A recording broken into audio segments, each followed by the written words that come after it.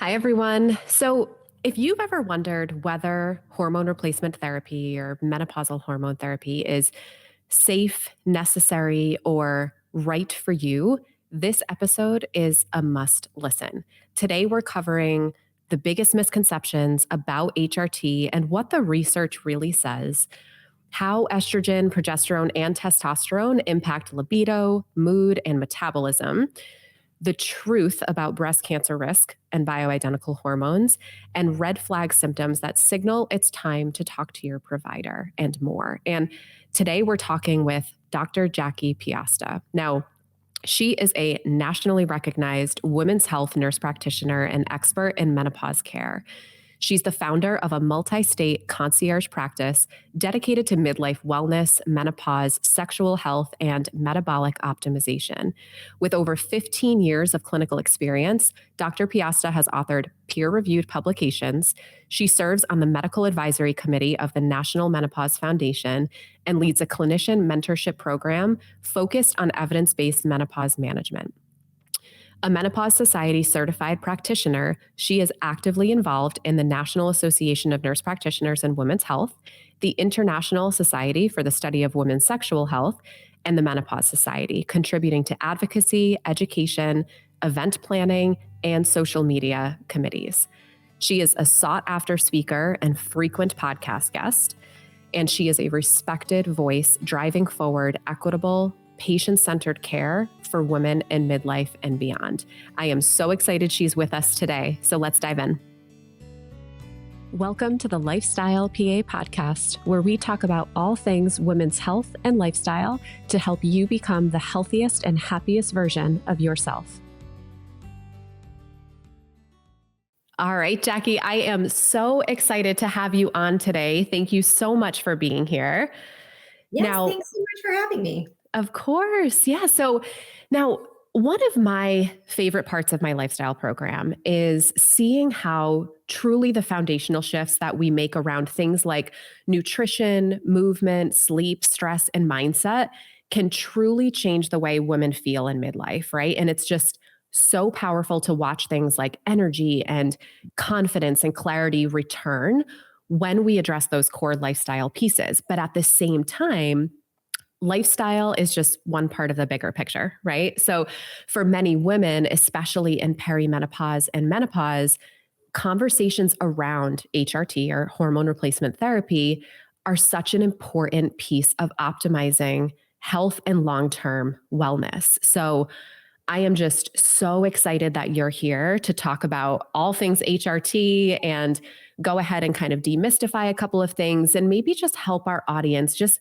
guide them a little more and make them feel more supported in exploring this as an option for them.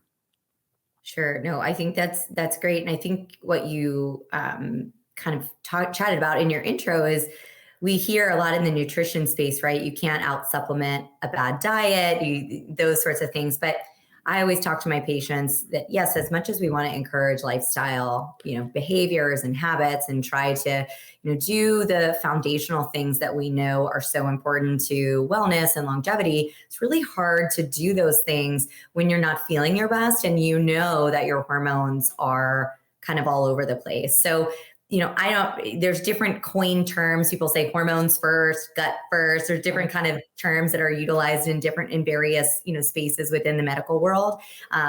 But I think it's really important to kind of address it all alongside each other. We're holistic creatures and beings. And oftentimes it's, there's multiple things that are going on that all can, contribute to us feeling better or worse. So I agree with you. Agreed. And I love that you said that because it's such an individualized process, right? And it's not like it has to be this specific stepwise approach because everything is so related. Like this is so multifactorial. So really working towards, obviously with realistic goals and small changes, but addressing all of those changes at once, that's really what's optimal here. So can you just kick things off by really telling us what are the biggest misconceptions about HRT that women in their late 30s and 40s really need to know here? Sure. So, there's a lot of issues just basically around the language that we use. So, you use the term HRT, which is still very widely accepted, hormone replacement therapy. But there's been a new push, particularly in the more conventional medical side through the Menopause Society, which is kind of the large overseeing body for menopause clinicians in the country of using menopausal hormone therapy or MHT. And then, of course, we have birth control pills, which really are, so our language is really problematic because if we shift the focus from this discussion of HRT, hormone replacement therapy, to menopausal hormone therapy, then we already have a myth that we need to dispel, is that hormone therapy, the menopause hormone therapy, is only useful in people that are already menopausal. And that's not the case. Oftentimes, the vast majority or the most aggressive symptoms that a woman is going to experience are going to happen actually in that 4 to 7 year time frame before she experiences her final menstrual period, or that 1 year of, since the final menstrual period, which is the textbook definition of menopause. Perimenopause is the most symptomatic time frame, particularly in the late perimenopause stage, or the last 1 to 3 years before that final menstrual period, is usually when menopausal hormone therapy can actually be really quite helpful for symptoms. A lot of these women are still only offered a singular option of, well, 2 options, whether either just white knuckle it and suck it up, this is just a part of getting older, or, oh, you can have a birth control pill, which isn't necessarily medically wrong, but we're not dipping into that box of HRT or MHT because it's a myth that you can't use it in perimenopause. So I'll just kind of throw that out there as the first myth. Yeah. Now, can you, because you brought up birth control, which is, it's so common, especially for my population being in their late 30s and early 40s, that's when they kind of start to make that transition like, oh, do I actually need this anymore? But I'm Yeah. feeling okay. So can you just tell us what are the main differences between being on an OCP or the birth control pill and hormone replacement therapy or menopausal hormone therapy? Sure. So some of the analogy that I like to use is going on a birth control pill often is the most effective for women in perimenopause who are experiencing very erratic symptoms that disrupt their day to day, mainly around their menstrual cycle. So their cycles have just become erratic, irregular, really bothersome, heavy, uncomfortable. That's a symptom that's really going to be treated the most effectively by a hormonal contraceptive pill or a birth control pill. And then also perimenopausal symptoms that mirror a condition that we call PMDD, or premenstrual dysphoric disorder, which is really that kind of that pendulum swift of rage and sadness and just really, PMS on steroids essentially, but it's really morphing more into, actually a mental health crisis, may be too much of a word, but it can be really disruptive. And having a birth control pill, so let me back up. So perimenopause from a hormonal standpoint, we liken that to being on a roller coaster, right? It's the roller coaster is there's twists and turns and yanks and jerks all around, and your body, particularly your brain and your uterus, don't really like that uncertainty. And that's why we can get irregularity in our menstrual cycles and a real big upheaval in our overall kind of mental health and mental state. And so when we use a birth control pill, I say that's like taking you off the roller coaster and putting you on the carousel. Much more smooth, around and around in circles, and everybody's kind of hunky-dory, right? So it just sort of calms that hormone storm and provides your body kind of a one-note hormone level so that there's not those massive fluctuations, those jerks and those turns back on that roller coaster, and the body can settle down.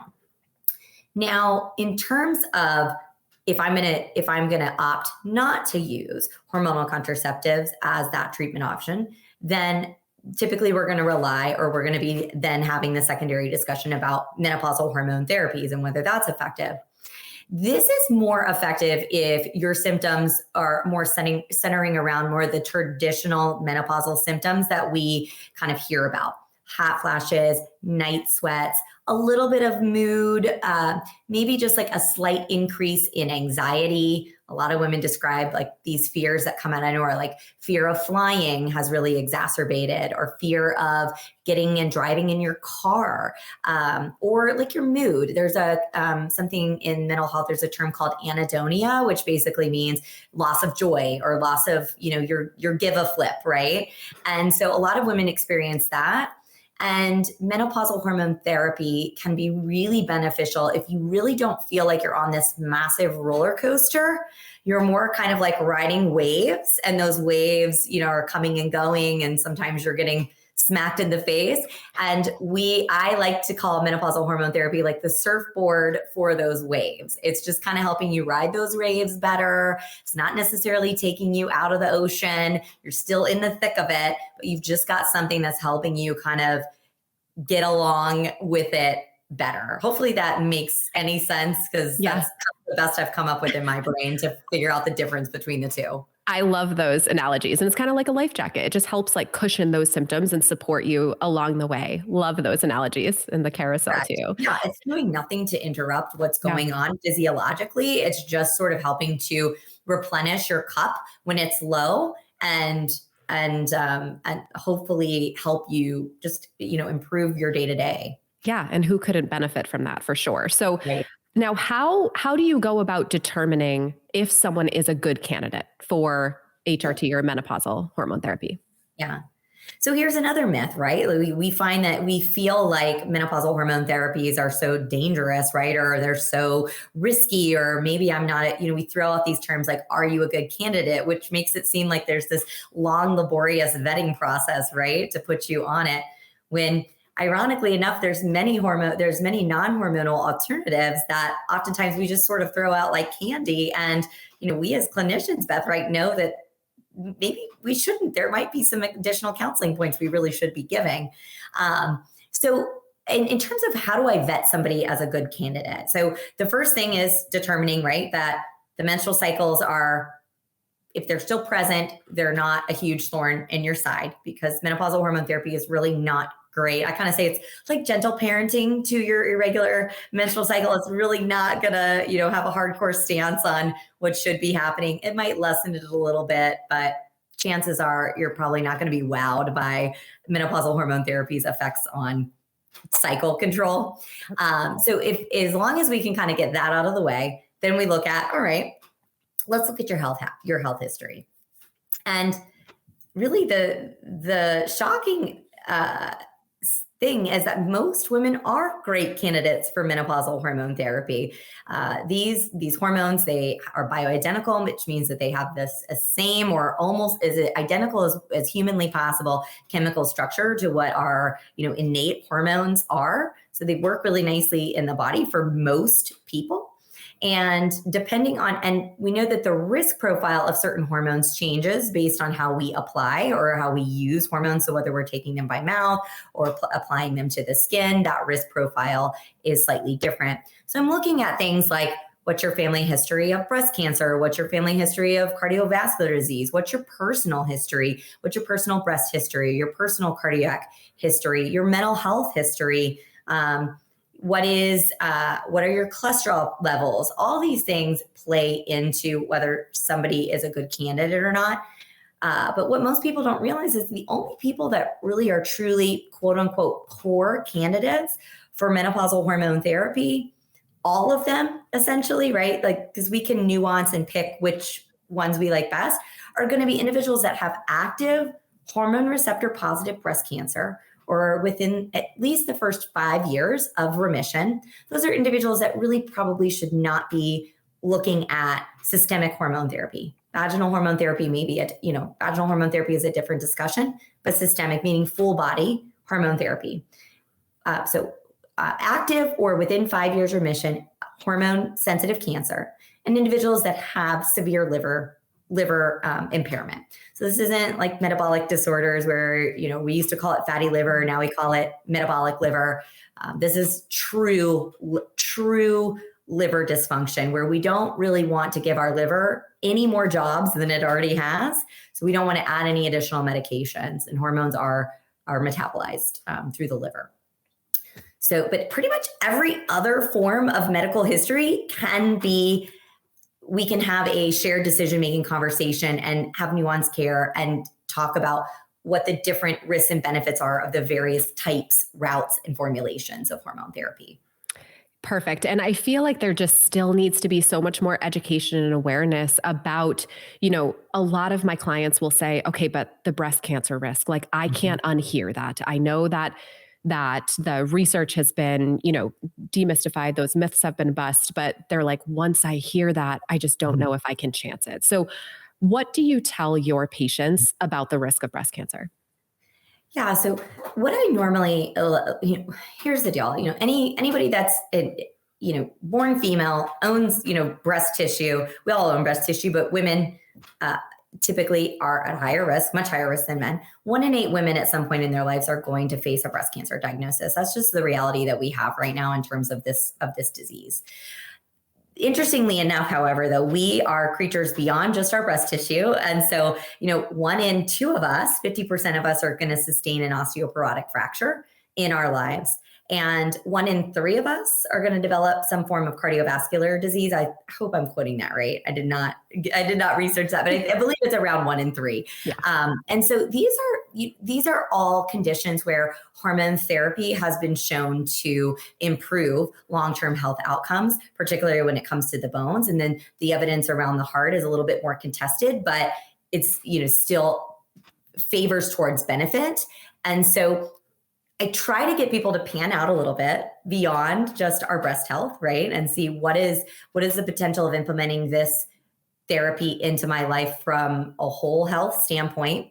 And then as far as the breast cancer conversation is there, hormone therapy does not create a breast cancer. However, if you do have a breast cancer that is hormone receptor positive, it can cause one to grow.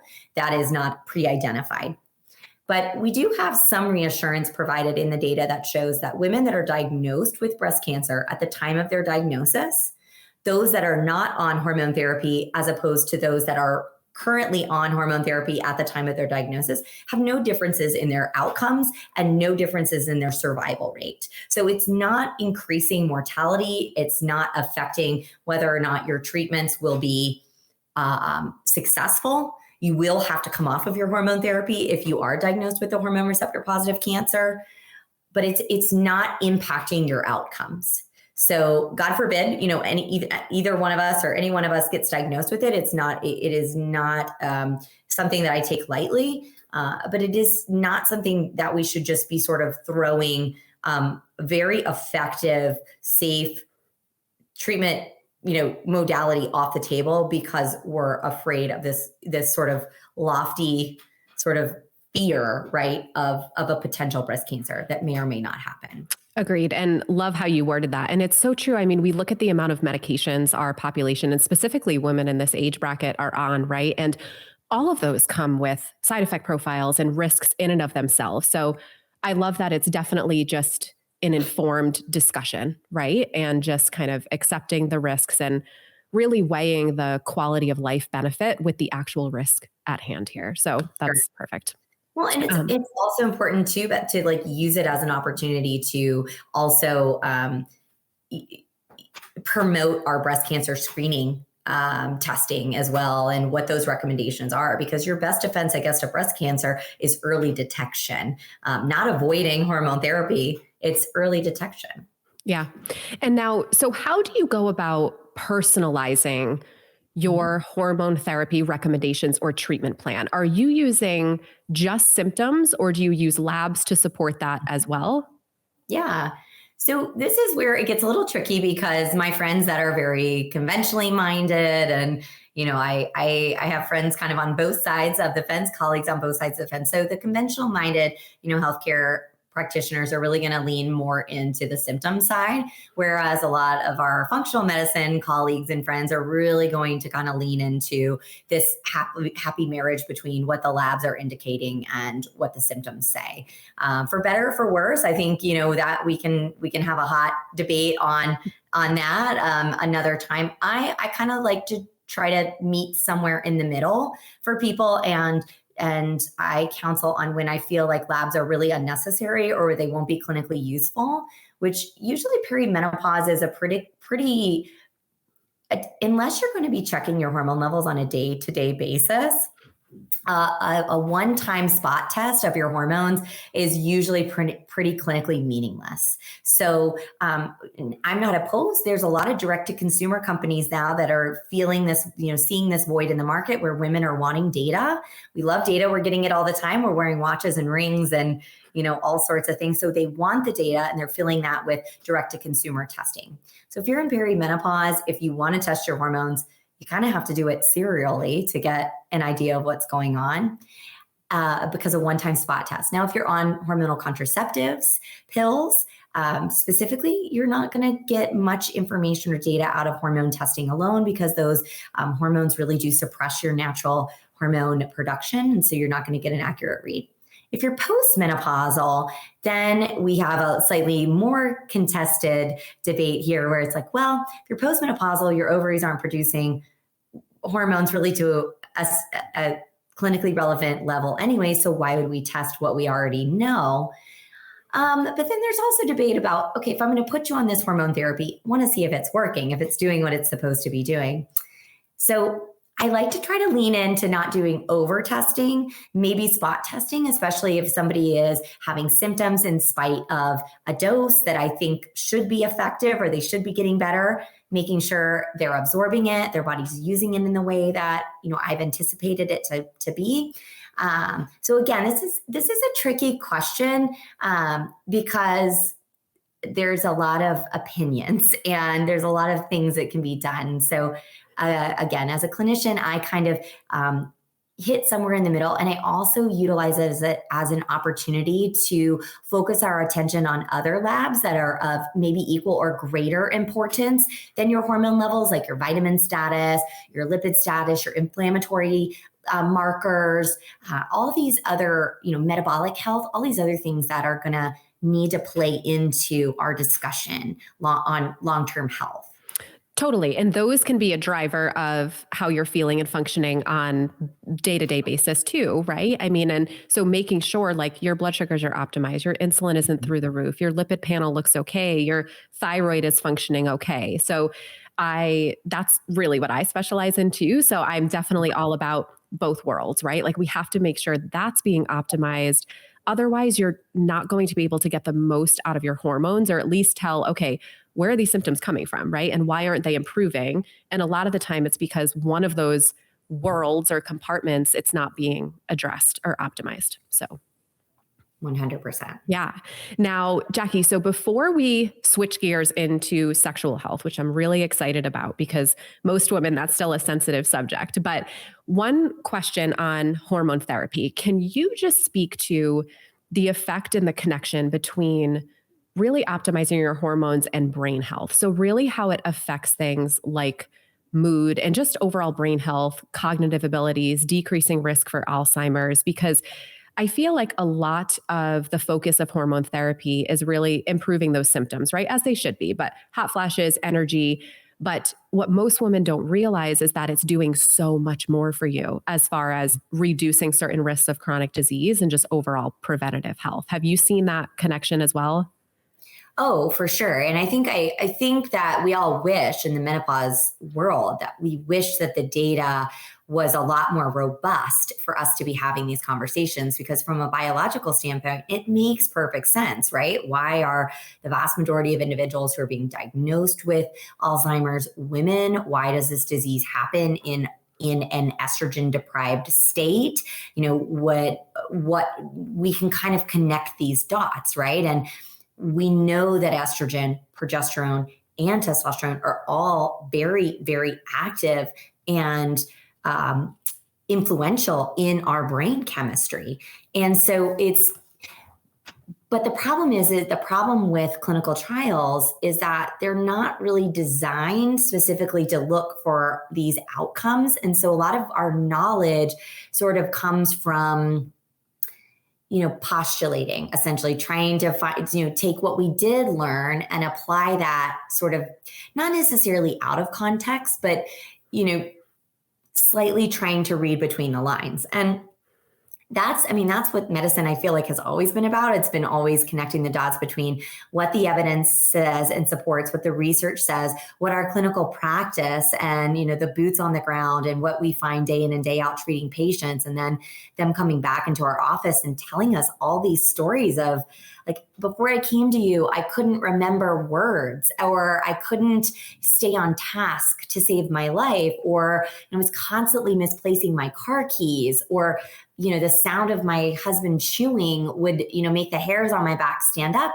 And they come back and all of these things are lifted, or at least, improved. And so how do you ignore that, even if the data, the clinical evidence is not massively convincing that it's, to the point where we have large government bodies that are going to say, yes, we can use this for primary prevention of disease. We're not there yet from a hormone standpoint in terms of cardiovascular and brain cognitive Alzheimer's health, where we can say, yes, here, Susan, here's a prescription for estrogen. This is going to prevent dementia. We're not there yet, but the data looks good. And it definitely trends toward benefit, especially if you start that hormone therapy within the first, really 5 years of menopause. There's some talk about 10 years with menopause, but it looks, everything that's kind of coming out is showing that the sooner we start, the more benefit that there might be had. And which goes against yet another, back to the beginning of our conversation, about another myth, which is that women should just suck it up, should white knuckle it, should get through their symptoms and just bear through until they possibly can't anymore. And then once you're finally so miserable to throw in the towel, then you can add hormone therapy on board. And that's not what the data shows. The data shows earlier is better. When we wait, when we wait for these sort of the long-term effects of estrogen to sort of lay down in our body like mortar, then that's where we see more problems of potentially these hormone therapies not having the same benefits and not having the same positive effects had you just got ahead of the game, and not sucked it up.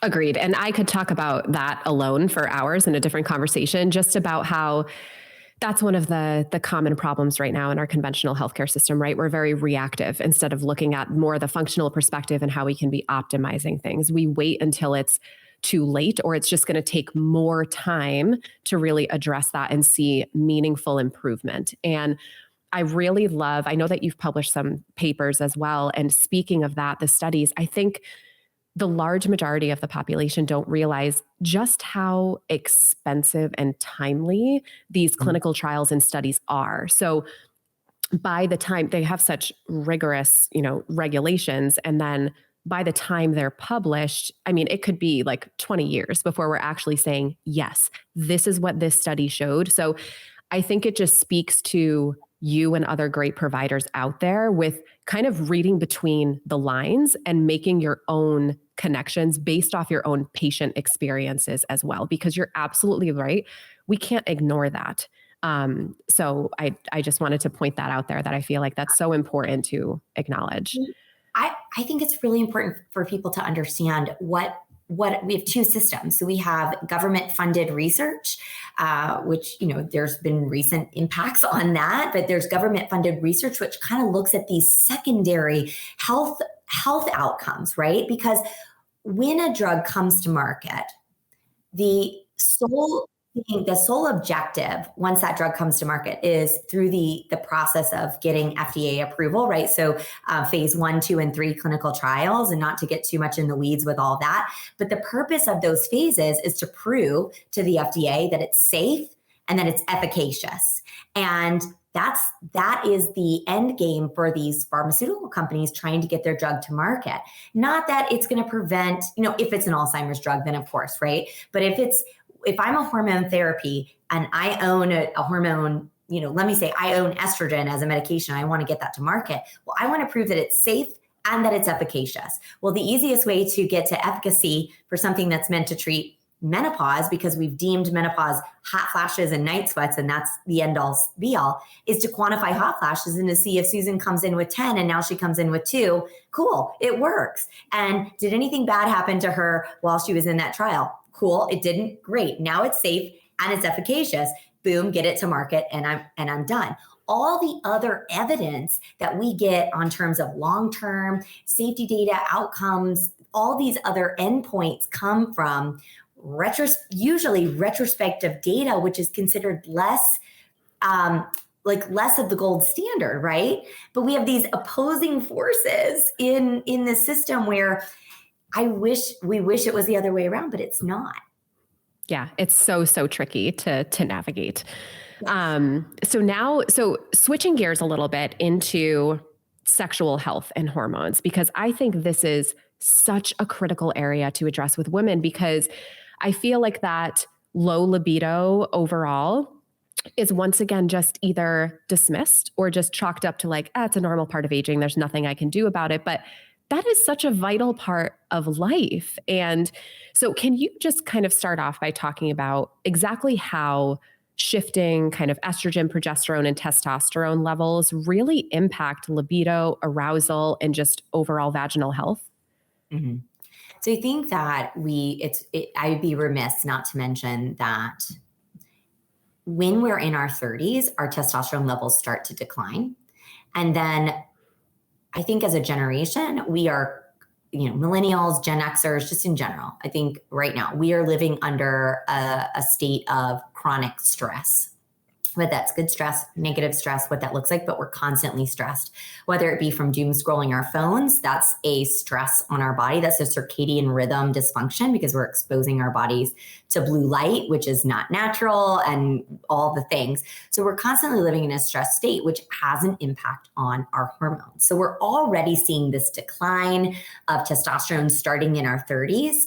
And then when we enter perimenopause, somewhere in our mid 30s to mid 40s, wherever you land on that spectrum where you start, where progesterone starts to go away. Progesterone is that calming force typically in our body, and estrogen peaks, relatively speaking, to progesterone.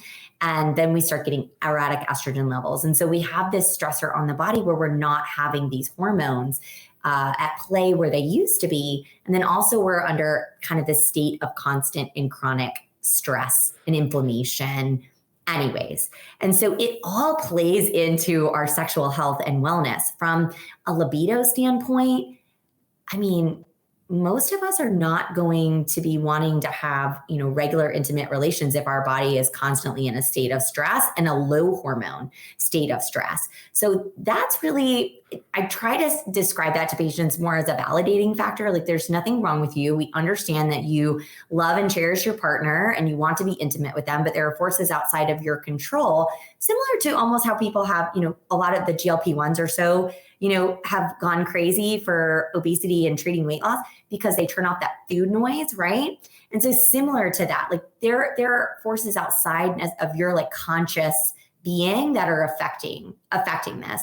From a vaginal health standpoint, estrogen and testosterone are the most important hormones in our vaginal tissues, and they create a whole slew of reactions to occur, whether that's from lubrication, arousal, blood flow, tissue integrity. So that's going to be like how it hurts, right? And it's thin and it feels like it's tearing, or it's red and raw and burning, those sorts of things. So as those hormones tend to decline, the environment in our vulvovaginal tissues changes.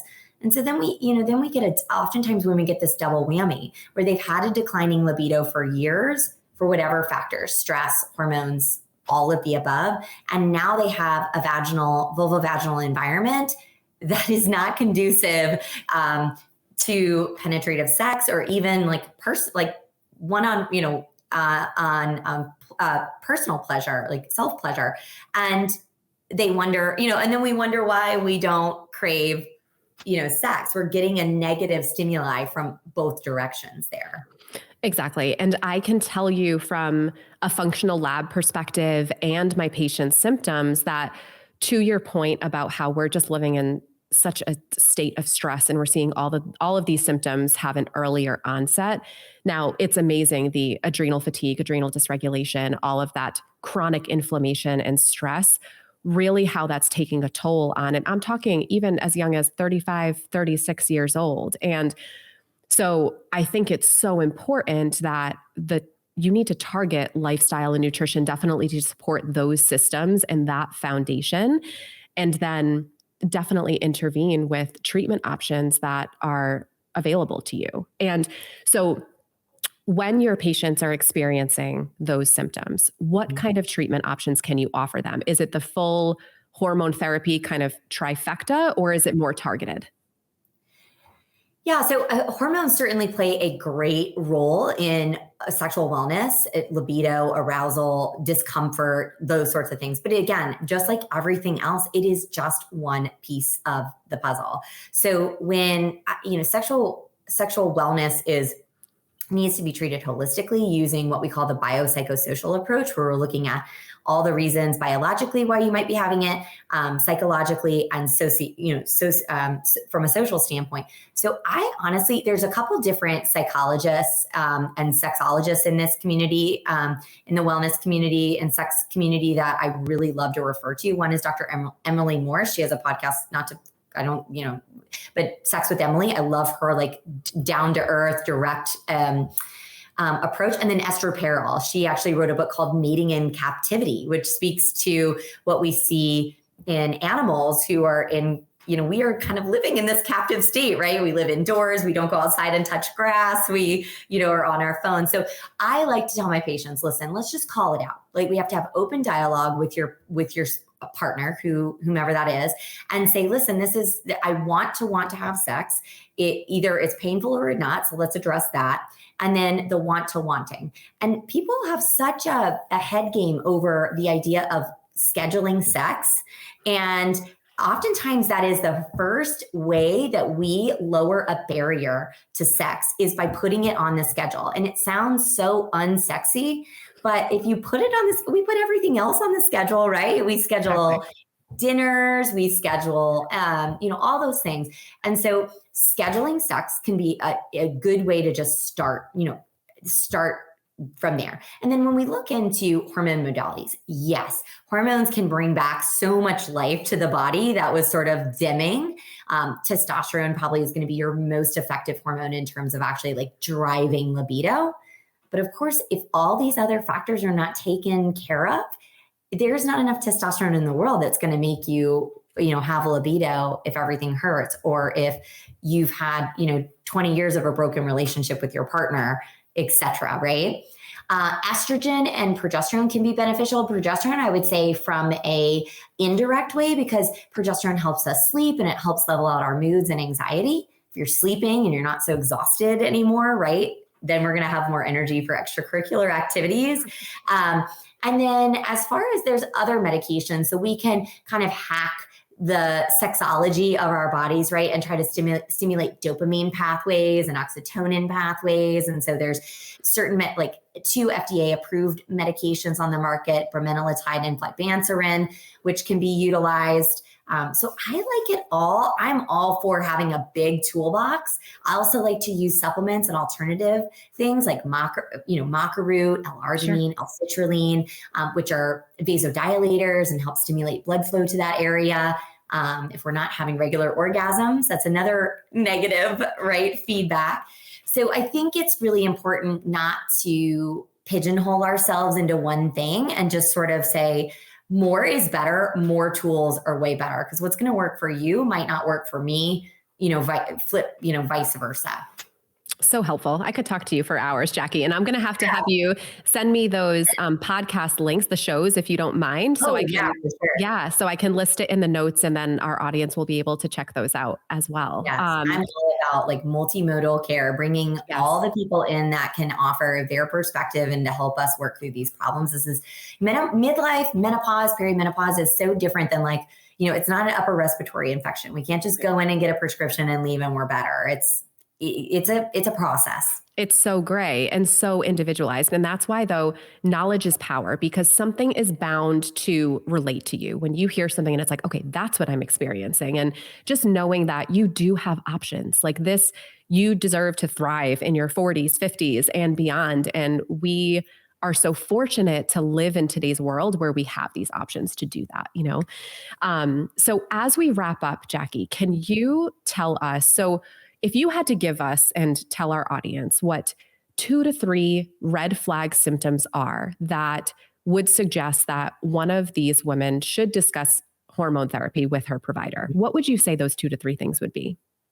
Yeah, I think if you've gone to your general practitioner year after year and all of a sudden your cholesterol levels and your blood sugar levels are elevating a little bit, that's a red flag that you are in the throes of that perimenopause metabolic shift.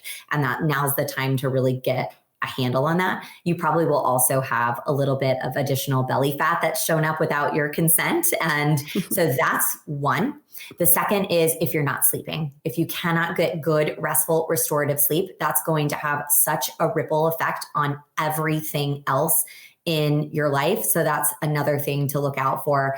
And then, gosh, it's so hard to choose 2 or 3. So maybe, and then the last but not least is just if you are just not genuinely not feeling like yourself. I'm going to land on that and just have it be like a broad catch-all. Yeah. You know your body. I believe women know their body. We do. We're in tune with it. And things just seem off to you. That warrants further exploration with somebody that will actually sit and take the time with you to do that wherever it leads.